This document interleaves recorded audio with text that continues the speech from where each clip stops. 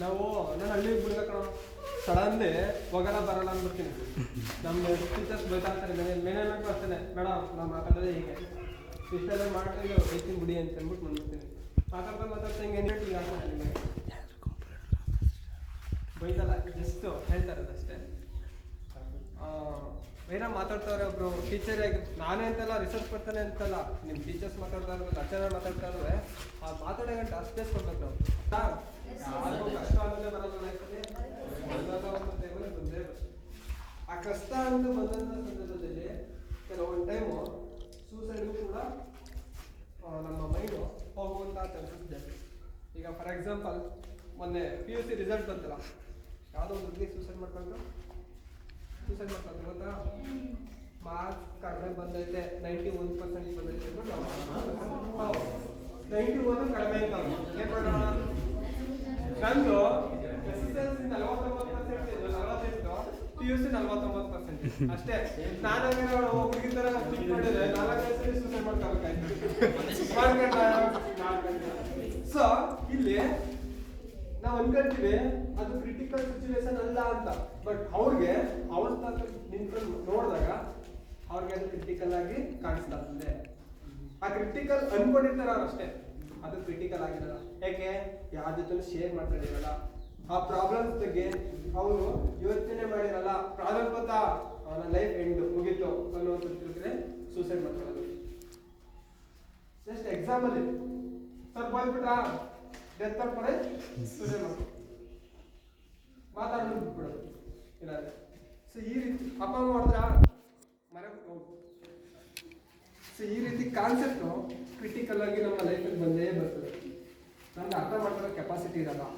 So ಅದಕ್ಕೆ ಈ critical situation ಬಂದಂಥ ಸಂದರ್ಭದಲ್ಲಿ ನಾವೇನು ಯಾವ ರೀತಿ ಆ ಕ್ರಿಟಿಕಲಿಂದ ಹೊರಗಡೆ ಬರಬೇಕು, ಮತ್ತೆ ಅದೇ ರೀತಿ ಯಾವ ರೀತಿ ಹೊಸ ಜೀವನವನ್ನು ಸ್ಟಾರ್ಟ್ ಮಾಡಬೇಕು, ಅದೇ ವೇಯಲ್ಲಿ ಆ ಕ್ರಿಟಿಕಲ್ನ ಬಿಟ್ಟು ಹೊರಗಡೆ ಪ್ರಪಂಚ ತುಂಬಾನೇ ದೊಡ್ಡದಾಗಿರ್ತದೆ. ಆ ಕ್ರಿಟಿಕಲ್ಗೆ ಆ ಸಿಚುವೇಶನ್ಗೆ ತಕ್ಕಂಥ ಪರಿಹಾರನೂ ಇರ್ತದೆ. ಸಮಸ್ಯೆ ಬಂದ್ಬಿಡ್ತು, ಪ್ರಾಬ್ಲಮ್ ಬಂತು, ಹೌದಾ, ಆ ಪ್ರಾಬ್ಲಮ್ ಬಂದಾಗ ಆ ಪ್ರಾಬ್ಲಮ್ಗೆ ಸೊಲ್ಯೂಷನ್ ಏನಲ್ವಾ, ಪರಿಹಾರನೇನಲ್ವಾ, ಇದ್ದೇ ಇರ್ತದಲ್ವಾ. ಅದನ್ನ ಹುಡುಕ್ ನೋಡ್ಬೇಕು, ಅದನ್ನ ಈ ಆಕ್ಟಿವಿಟಿ ಮಾಡೋ ಯಾವ ರೀತಿ ಅಂತ ಫಸ್ಟ್ ನೀವು ಮಾಡಿ. ನೀವು ಮಾಡೋಕ್ಕಾಗಿಲ್ಲ ನಾನು ಮಾಡ್ತೀನಿ. ಈ ಗ್ರೂಪ್ ಮಾಡಿದಾರ ಮಾಡಿದ್ವಾ ಓದ್ಸಲೆ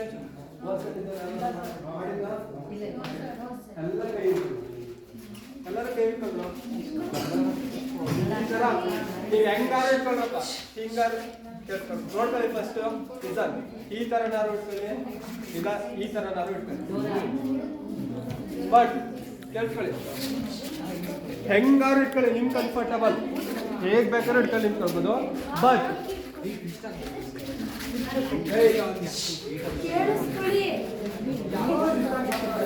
ಹೋಗ್ಬಿಡ್ತೀನಿ ಪಾಪ ಬಂದು ಏನು ಹೇಳ್ತಾರೆ, ಕೈ ಇಡ್ತಾರೆ. ನಾನು ಹೆಂಗ್ ನಿಲ್ಸಿದ ಸರ್ಕಲ್ಲು ನೀವು ಹೆಂಗ್ ಬೇಕಾದ್ರೆ ಮಾಡ್ಕೊಳ್ಬೋದು, ಹೇಗ್ ನಿಲ್ಸಿದ ಸರ್ಕಲ್ ಅದೇ ರೀತಿ ಸರ್ಕಲ್ ಬರಬೇಕು. ಬಟ್ ನಿಮ್ಮ ಫೇಸ್ ಈಗ ಒಳಗಡೆ ಇದೆಯಲ್ವಾ, ಔಟ್ ಸೈಡ್ ಇದೆ, ಆ ಕಡೆ ಇದೆ.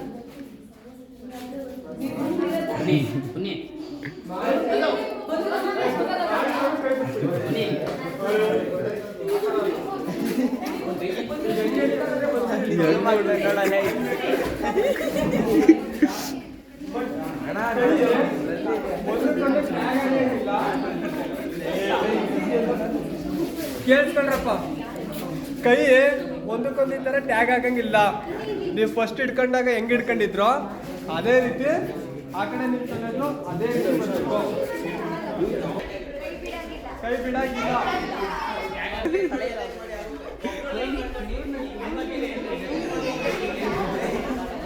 ಅಲ್ಲಿ